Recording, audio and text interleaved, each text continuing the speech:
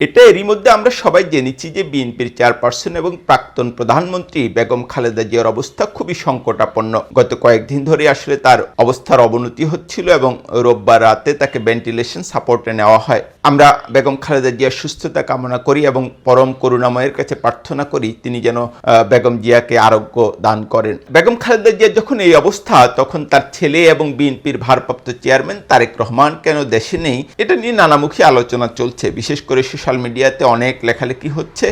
তারেক রহমান নিজে এরই মধ্যে এটার একটা ব্যাখ্যা দিয়েছেন। তিনি যেটা বলেছেন যে তার দেশে ফেরার বিষয়টা পুরোটাই তার একক নিয়ন্ত্রণে নয় এবং পরিস্থিতির উন্নতি হওয়া মাত্রই তিনি দেশে ফিরবেন। এরই মধ্যে গতকাল অন্তত দুটো ঘটনা ঘটেছে, আসলে গতকাল না, একটা গভীর রাতে।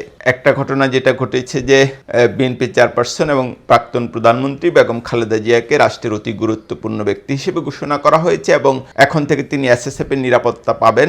এক ধরনের খুবই নিরাপত্তার একটা জীবনে তাকে এখন আবার নতুন করে শুরু করতে হবে। অন্যদিকে গত রাতে বিএনপি স্থায়ী কমিটির একটা বৈঠক ছিল। বৈঠক শেষে গভীর রাতে সালাউদ্দিন আহমেদ, যিনি বিএনপির স্থায়ী কমিটির সদস্য এবং খুবই প্রভাবশালী নেতা, তিনি যেটা বলেছেন খুব দ্রুতই তারেক রহমান দেশে ফিরবেন। তো আমি যেটা বলছিলাম যে তারেক রহমান যখন এই বিবৃতিটা দেন, সেটা বাংলাদেশের রাজনীতিতে একটা রীতিমতো ঝড় তৈরি করে। নানামুখী আলোচনা, নানামুখী তত্ত্ব নতুন করে আবার আলোচনায় আসে।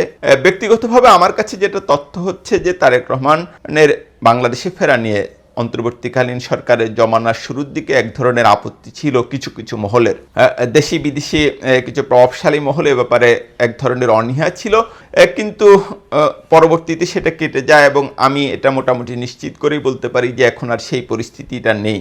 কিন্তু তারেক রহমান তারপরও দেশে ফিরে আসছেন না কেন, নিরাপত্তা একটা বড় প্রশ্ন। নিরাপত্তা ঝুঁকিটা তার রয়েছে এবং তৃতীয় বিশ্বের রাজনৈতিক নেতাদের ক্ষেত্রে, যারা খুবই গুরুত্বপূর্ণ নেতা, তাদের ক্ষেত্রে এই ঝুঁকিটা আসলে আছেই এবং তারেক রহমানকে আসলে এই ঝুঁকি মোকাবেলা করেই রাজনীতিটা করতে হবে। আমরা তার পরিবারেরও খুবই ভয়ঙ্কর অভিজ্ঞতা দেখি। তার পিতাকে গুলিতে শাহাদাত বরণ করতে হয়েছে, তার মাকে কারাবরণ করতে হয়েছে এবং তারেক রহমান নিজেকেও নির্যাতনের শিকার হতে হয়েছে। সেই পরিস্থিতিতে এটা তার জন্য কঠিন হতে পারে, কিন্তু একজন রাজনীতিবিদ হিসেবে এবং যিনি বাংলাদেশের একজন শীর্ষ রাজনীতিবিদ, তাকে খুব সম্ভবত এই ঝুঁকিটা নিতে হবে। কিন্তু তারেক রহমানের এই ঘোষণার পর আরেকটা বিষয়, যেটা এক ধরনের ষড়যন্ত্র তাত্ত্বিক রয়েছে বাংলাদেশে, এদের কাজ হচ্ছে প্রতিদিন ঘুম থেকে উঠে বলা যে নির্বাচন হবে না।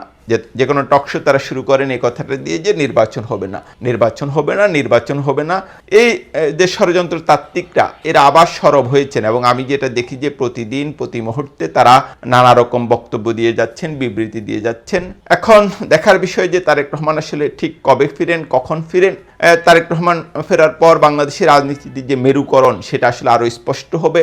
একদিকে বিএনপি, অন্যদিকে জামাতের নেতৃত্বে ইসলামপন্থী রাজনৈতিক দলগুলোর মধ্যে যে নির্বাচনী যে লড়াইয়ের সম্ভাবনা দেখা যাচ্ছে, সেটা আসলে আরও তীব্র হবে বলে মনে করা হয় তারেক রহমান ফেরার পর এবং সমীকরণটা আরও স্পষ্ট হবে। তারেক রহমান ফিরলে বাংলাদেশের রাজনীতির যে জনমিতি, সেটাতে আসলে বড় কোনো পরিবর্তন হয় কিনা, সেটা একটা বড় বিষয়। তবে বেগম খালেদা জিয়ার অসুস্থতা এবং তারেক রহমানের ফেরা না ফেরাকে ঘিরে বাংলাদেশের রাজনীতি একটা টার্নিং পয়েন্টে চলে এসেছে বলা যায়। আমি মনে করি যে তারেক রহমান সহসাই ফিরছেন।